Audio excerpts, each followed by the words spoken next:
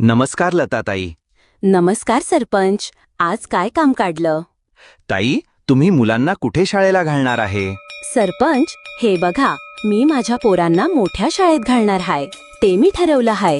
पोरं गाडीतनं जात्याल शाळेला. ताई, पण का?